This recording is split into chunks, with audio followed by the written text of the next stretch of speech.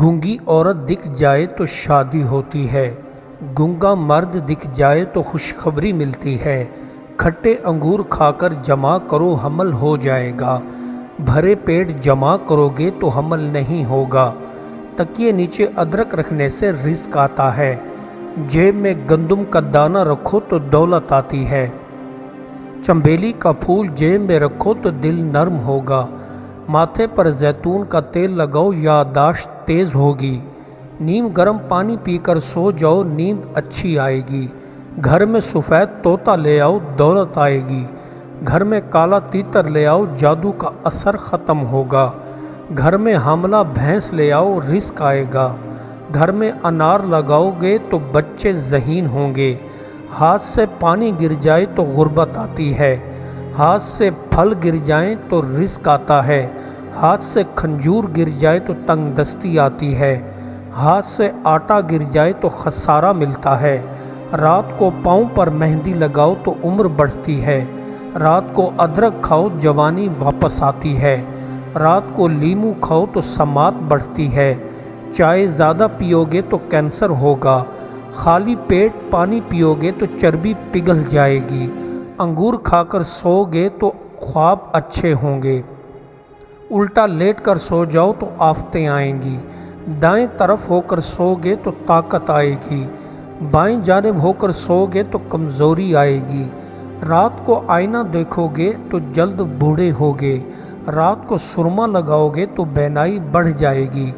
رات کو نہاؤ گے تو قوت بڑھ جائے گی، صبح نہاؤ گے تو قوت با میں کمی ہوگی۔ سانولی عورت سے شادی کرو گے تو خوش رہو گے، گوری عورت سے شادی کرو گے ذلیل ہوگے۔ کالی عورت ہمیشہ ذہین بچے جنم دیتی ہے، گوری عورت ہمیشہ کم عقل بچے جنم دیتی ہے۔ کم نہانے والی عورت کی عمر بہت کم ہوتی ہے، زیادہ ہنسنے والی عورت کی عمر لمبی ہوا کرتی ہے۔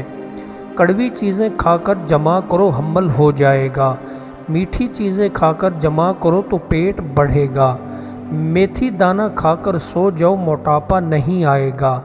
لیمو چاٹ کر جمع کرو گے تو ٹائمنگ بڑھے گی۔ خربوزہ کھا کر جمع کرو گے تو جڑواں بچے ہوں گے۔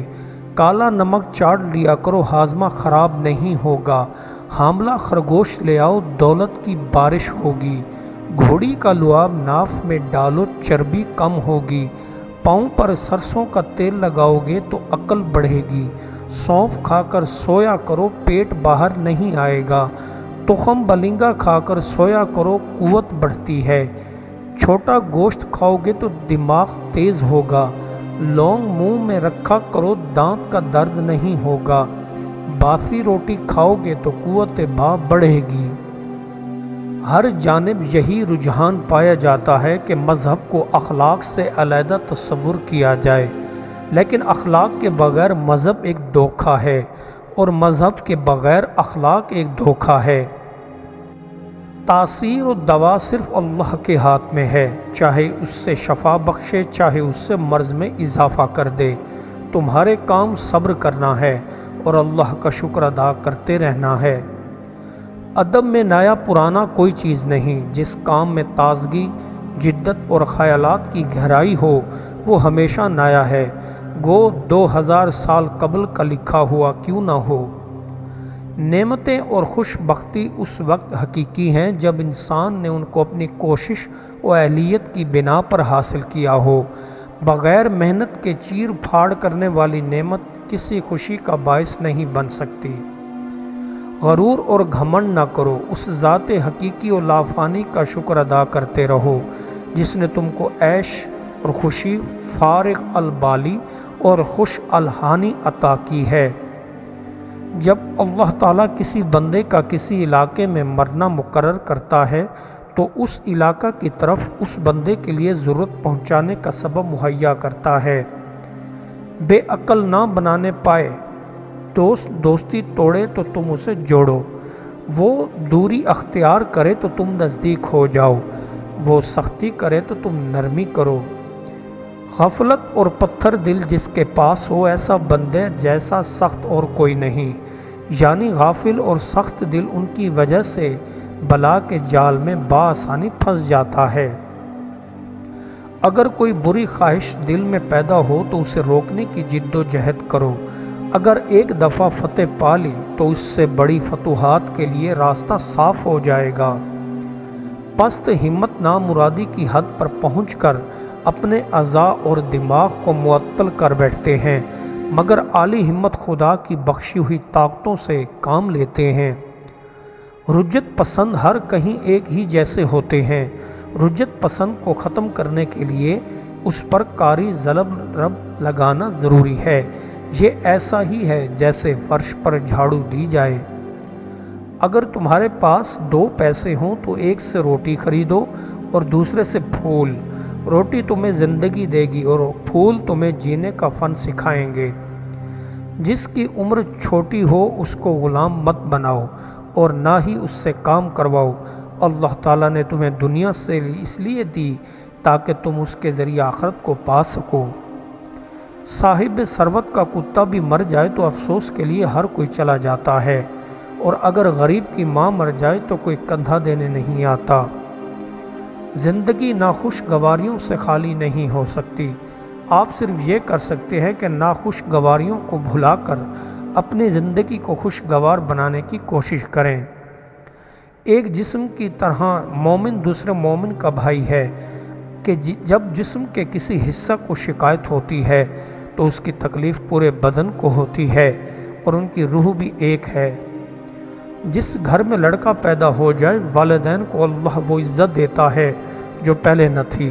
لڑکا باعث عزت ہوتا ہے اور بیٹی باعث رحمت۔ نجات کیا ہے؟ نفس کو مارنا ہے۔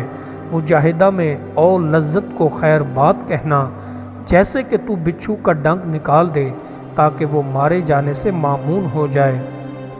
ایک اچھا اور نیک انسان کبھی بھی کسی کا گلہ نہیں کرتا اور نہ ہی کسی میں خامیاں تلاش کرتا ہے، بلکہ دوسروں کی خامیوں پر پردہ رکھتا ہے۔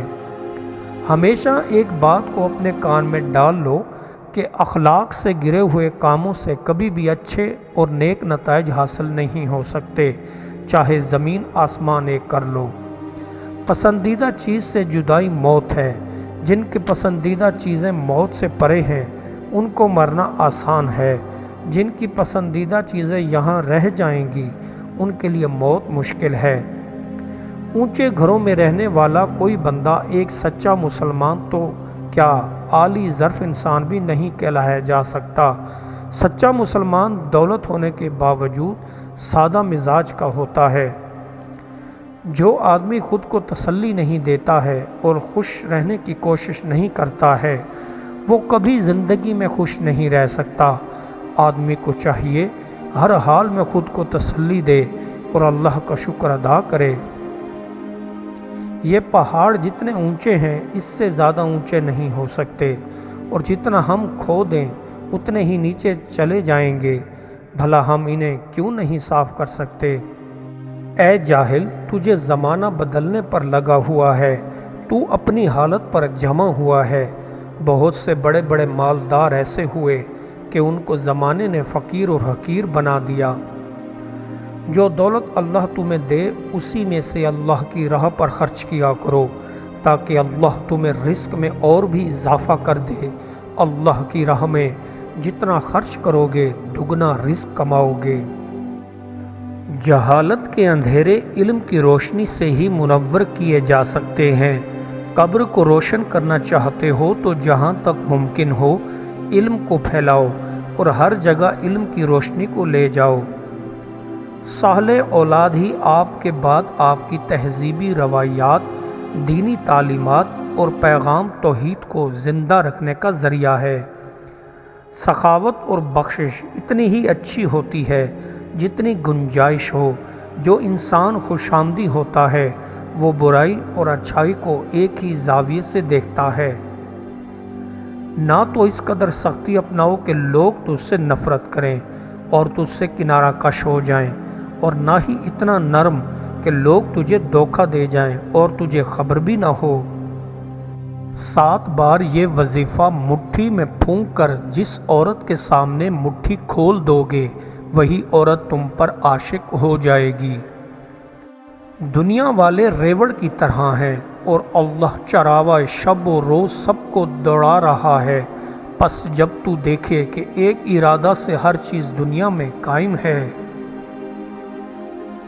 جو حالت نظام میں ہوا اس میں بھی جینے کی امنگ اور تڑپ موجود ہوتی ہے۔ اگر ارادے کی پختگی ہو تو ناممکن کو ممکن بھی بنایا جا سکتا ہے۔ اپنے مال میں سے اپنی بے سر و سامانی کے دن کے لیے قرض دو۔ میں نے اچھی طرح تیرنا نہیں جانا، اس لیے میں غرق ہونے سے ڈرتا ہوں۔ جو سود لیتا ہے اور سود کھاتا ہے وہ سب سے زیادہ ذلیل بندہ ہے۔ اس انسان کو دولت کوئی فائدہ نہیں دیتی، وہ ساری زندگی لالچ میں گھرا رہتا ہے۔